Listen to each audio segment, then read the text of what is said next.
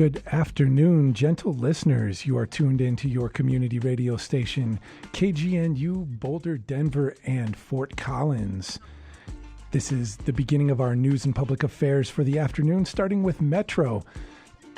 I am your host this afternoon, Dave Ashton, and it is my pleasure to be bringing to you a very special guest, a fellow journalist, colleague in community media.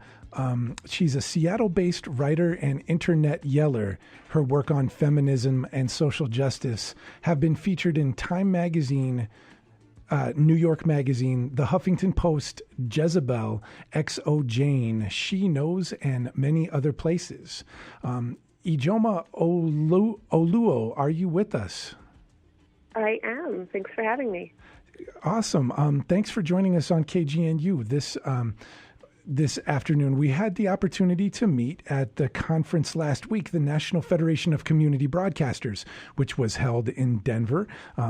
People from radio stations throughout the country were gathered here to learn all about the latest in what's happening in our changing media landscape.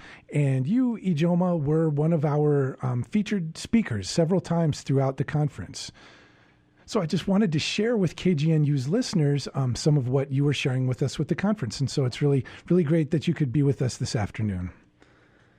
Thank you. I had a great time. I love Denver. The whole conference was great, and it was great to be back in that town. Yes, indeed. And well, let's sort of cut to the chase. What was your keynote speech about on the final night of the conference? What was some of the message that you were sharing with your fellow community media? You know, a lot of what I do, I knew what I had wanted to say before I came, in general, right? I like to talk about, I knew we were going to be talking about, radical inclusivity and things like that. But a lot of what I like to do is really, watch these conferences and kind of see maybe what's not being said or what's being danced around a little bit and kind of try and sum that up. So I spent a lot of time kind of gathering a lot of energy from so many of the great speakers and participants from the conference, hearing what people were saying, about radio and their concerns for the future of independent radio, and kind of put it together with what I know and, my experience being a guest frequently on radio, and, put together my closing talk. And really what I wanted to talk about was how we have to take it back a little further. We talk so often about inclusion and diversity, but we talk about it oftentimes from the end product. We don't actually take it back to the base, and we forget that, like anything else, these are all systems that from the very beginning were built to kind of meet these particular needs for particular segments of the population. And if we really do want to undo it and be really radical about change, we have to go further than just the end product, which means for something like radio, we really do need to look at language in general and really look at, how we are playing gatekeepers in media and how doing that is actually, shutting out a lot of people who need to be heard and preventing us from really questioning, why isn't this good radio? What makes good radio and what doesn't? And, really helping other people shape for themselves what representative media really looks like. So my closing speech was really focused on really opening those gates as to what language really means, as to, what you would look at as a good story or not, who you would think of as an expert or not, what sound you want, and what you're going to try to acclimate your listeners to. One thing that I really picked up on during your remarks was the importance of the flexibility of language and not being, stuck to the definitions of words that even the dictionary itself is made up, and that there's this tremendous flexibility that we always try to fix language to, and it being such an important way to communicate, it should be adaptable, and we should really try to understand how our ability to adapt language increases our ability to communicate. Most definitely, and it gives ownership back to people. When we think about it, we are not speaking Shakespearean English for a reason. It no longer worked for us. And we've been able to shift it. But the problem is that throughout history, those who have been legitimized to shift language are only certain people, which means that other people end up not having the language they need to effectively communicate what they need. And we need to be very, very careful about that. I see so often how condescending we can often be with our corrections of language and trying to get things to fill into this framework that was never built to serve the populations that we're trying to correct. And it is incredibly empowering to give language back to the people and to, kind of recognize where our ego is a little incorrect and that our language is no less made up than any other language. The language of your, Harvard grads is no less made up than the language, in South Central LA. This is what language does, and it is all legitimate. And if we do want to actually be able to communicate with each other, we have to get past that self-centeredness that says that other people have to learn how to speak our language, and we have to find a way to meet in the middle. We have to broaden our language. We have marginalized populations spending their entire life bending over backwards trying to translate their lived experience into a language that those in power are willing to hear. When what really needs to happen, if we are truly concerned with affording full representation to marginalized populations, is that those with the time, the bandwidth, the power, the resources to expand their own language need to start putting that work in. Without a doubt. When I was driving away from the conference, I happened to go by one of the many bars in downtown Denver, and there was a group of MBA graduates celebrating at a bar there. They had a big sign up. There was the MBA graduate. I happened to drive by when they were coming out to take a photo, and they all had the exact same pinstripe shirt on. It was all I could do and did not say anything and rain on their parade out of my window about the fashion that they were all towing the line. But the craziest thing, if you don't believe that there's like separate languages, would be for those of us lay people to try to dismantle the language of money, how the English language is used to support things like, derivative investments and the whole hedge fund scheme of things. These things are all built out of language that many of us wouldn't be able to really deconstruct. And it's a privileged language. Like that language creates money or creates these numbers to function in a certain way. Do you know what I mean? Actually, I really do. I grew up incredibly poor, like no electricity, sometimes sleeping in cars, eating in churches. And the language of money was not something I ever learned or had the luxury to learn. It would have been a completely useless language to me as a child when I had no money, learning how savings and investments work. And when I was 18, I actually got a job at a bank as a teller. And it was amazing to me to watch these families, these parents that would bring their young kids in, their teenagers, and they would bring them in with $20,000. And they would say, now you're going to learn how the banking system works. And they would walk them through like this kindergarten lesson through all of the language of banking and, what CDs were and what money markets were and, when FDIC insurance was necessary. And they would talk these kids through and they would, the kids would hold their head like a teenager trying to absorb a new language. And it was amazing to me because even then I knew I was making $7 an hour. And so I was like, well, I'm not going to use this right now and I can't. I'm too busy, trying to survive and pay my bills. But it is a full language that other people won't have. And it's amazing to me how we put so much shame around other people who don't get it. But, that's a lot of times, like, you're trying to get by and someone's saying, well, no, have you learned this new language that you're not going to ever have the privilege to use? At $7 an hour, I didn't have the time or the resources to figure out, how to open a CD, and I wouldn't have been able to meet the minimums to open one anyways. And, it is a completely different language. And now, of course, I'm 36. And I have no idea what to do with money because I'm in the system that, requires adults, if they want to seem responsible and all these other things, to have money saved. And I can't, for the life of me, learn that language now at 36. Gosh, I feel like I am in that same boat entirely. I would have had a little bank account as a kid, but never really learned how money really, really works, And nowadays it's like, oh gosh, maybe I should do a 401k. Maybe I should think about not working every day of the rest of my life.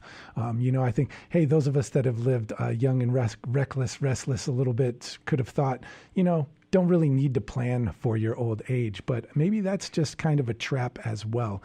Speaking of ages and young people, languages and communications, I saw recently that African American and Latino teenagers are the population that most participate in the apps of Instagram and Twitter. They have the statistically most participation in those languages. I'm sure you've seen much to support that. Yeah. I'm a very, very active person on Twitter. I've taken full advantage of Black Twitter for my career. It's one of the few spaces where people of color, especially I'd say women of color, are able to speak freely and not have to translate. There are no barriers to being heard on Twitter. And I think that we've definitely used it to our advantage. I think there are a lot of people who come to these spaces, to Instagram and Twitter and other places in social media, for the honest and new conversations that people of color are having in those spaces, because it is not something they get anywhere else, because there are too many gatekeepers in almost every other publishing platform. I wouldn't have the career I have, honestly, if it were not for social media. No doubt. Folks, we are speaking with Ijeoma Oluo. She is a journalist, internet writer, internet yeller, I should say, feminist and social justice revealer. And a lot of your work can be found on theestablishment.co. So The Establishment is, I guess, is that your platform? It seems to have quite a few different writers on it. Yeah, it's a media platform started by about 5 women, and I was one of the early members before we helped launch it. And it is a platform kind of dedicated to intersectional feminism, and within that scope, of course, everything else in the world, because that's how intersectional feminism works. And our goal is really to publish voices that don't get heard very often, and to pay writers who normally are expected to work for free to edit ethically and in a way that stays true to the voices of the writers, and really have conversations that people should be having but haven't been able to, because there have been so many barriers in the way of publishing for so many people in this world. And it has been an absolute blast. The viewership just grows each month.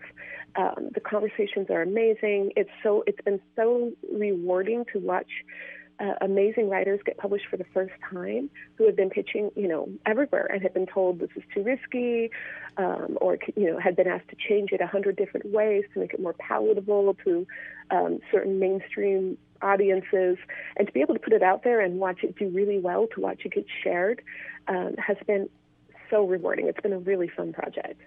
Yeah, just to give the listeners a taste of what is on the just the homepage of The Establishment right now. You have articles like The Shocking Connection Between Street Harassment and Street Lighting. Why are Tumblr, Twitter, and YouTube blocking LGBTQ plus content? A court case could spell doom for ethnic studies in public schools. And conspicuous consumption is over. It's all about intangibles now. Just a wide range of things being addressed on the Establishment page. I really am looking forward to looking into much more of this. In particular, here's a good one. I'm an academic who was targeted by Trump's weaponized base. And when we're talking about what is a weaponized base? These are people that are, I guess, receiving their instructions via media. Yes, definitely. And we're really in this world today where, media is so easily siloed and people are so easily led. We're in a and I'm not trying to be condescending, because I think we can be really condescending about these conversations, but I think that we went from the world where we were told that everything we read we should trust, that we should always trust what was in our news, that what Walter Cronkite or whomever was saying was trustworthy and honest. And honestly, that was never the case to begin with. And then there are media platforms that have taken advantage, I think, of that innate trust that we kind of have and are catering directly to what validates, I think, sometimes people's most base fears or prejudices. And they can do that now on the internet without having to really, show any proof, without having to give it any critical thought. And it kind of triggers that instant validation that so many people are looking for, especially kind of in their darker thoughts that they would normally feel kind of ashamed of. And it's a really good tool to weaponize people who are angry and maybe don't have the words for why they are angry and you need a place to put it on. It's really easy to say, look, here, tailor-made for you, for your anger, are these stories that turn this person into the source of what's wrong, in your life. Go out and attack them. And it has been really kind of scary to see because I don't think anyone knows who to trust anymore. And a lot of people, I think, have just kind of given up on even the pretense of integrity with what they believe and are just going, full steam ahead with whatever kind of, satisfies them through that, what used to be, schadenfreude, but is now just real life attacking other people. And the internet is a terrifying and fantastic tool for that. And a lot of people have found themselves kind of in those crosshairs. I imagine you've heard your fair share of attacks to your work. Could you give KGNU's listeners an example of kind of some clash coming about? Yeah, I get a lot. I mean, being an outspoken Black woman, being an outspoken Black feminist, people rush in to kind of tell you why you need to not be speaking, why you need to not be taking up space. But what I'm seeing right now, a huge clash, what I'm seeing, in all honesty, is people who are very scared that they aren't centered in all of these conversations anymore. People who are really scared, who are used to being centered in everything, to the point where that becomes default. Right? If you're always seeing yourself in movies, if you're always seeing your needs addressed in articles, if you're always seeing your story being told in books, that feels like the way it should always be. And I think a lot of people are incredibly threatened by the shift and are threatened by other people saying, no, wait, I have just as much right to be heard and to be represented as anyone else. And it feels, when you haven't had anything taken from you before, it feels like an injustice instead of, a leveling. And I think a lot of people are very, very afraid. And they don't know how to adjust. They don't know how to be in a world where they aren't the absolute center of everything. And so there are people who literally spend all day, on the internet, seeking out people to attack and kind of push back and, make them feel just as afraid as they do. I mean, there are people who literally go on Twitter, they'll search a term like racism, and they'll look for anyone talking about something racist just so that they can tell them to shut up and that they're the real problem and racism isn't real, or they can send horrible pictures of, dead bodies and things like this. But their goal basically is to say, I feel scared because I'm not the center anymore. I feel scared because this world is changing and I feel powerless about it. So I'm going to take some power back by making sure that these people who I feel like are contributing to this are going to feel as scared as I do by sending them these awful messages, by bombarding them, by wasting their time, by keeping them on their toes. And it happens a lot. And to me, it's kind of sad because I see the end product of it, right? I see the end product of someone reading something that scares them, spending an hour or two fuming about it, worrying about it, then Googling me, looking me up, finding me on social media, and then trying to think about what's the thing that's going to upset her the most, putting it together, sending it to me, all of this effort. I don't know who they are. I don't know where they live. The moment they stop sending it to me, they'll cease to exist kind of in my world. But there's so much pain and so much obsession and so much anger and how dare you kind of built into that. It's a really sad thing to see and to know kind of what went into that.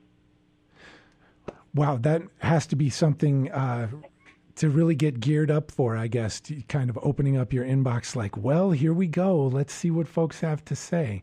I think that is something that just for me personally has made me want to really confine my work to radio and not do extensive social media work, because it's just a whole another world out there. It's like the rules are quite different of engagement, and I do think that community radio offers a really sort of sunshine kind of optimistic and I guess public sphere in which to exist. And so why did you take the time to come and speak to all the community radio stations when that's really not necessarily your platform?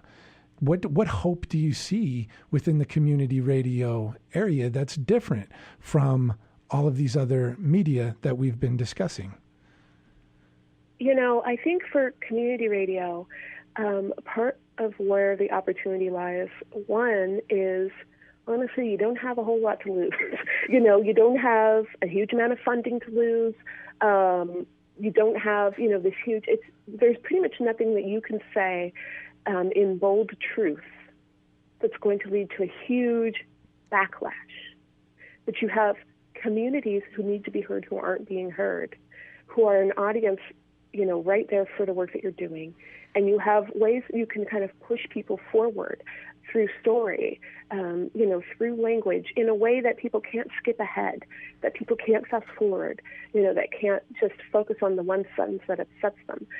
You have to sit through a whole story on the radio. Otherwise, it's not going to make any sense to you. And you have kind of, in a way, a captive audience. Even if you have an audience that's kind of upset by what they're hearing, they still kind of have to hear it through.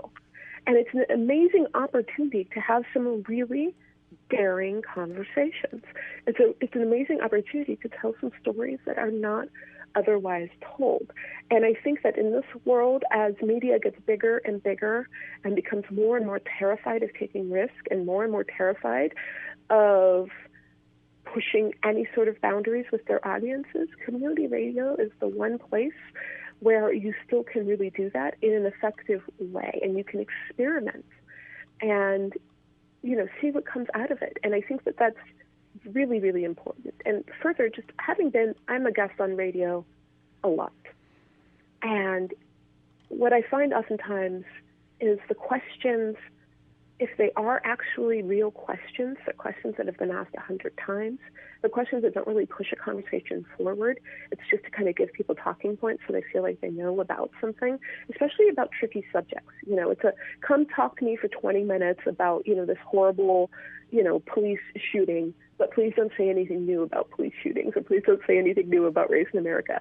Just make people who are concerned feel like they're having a conversation about it.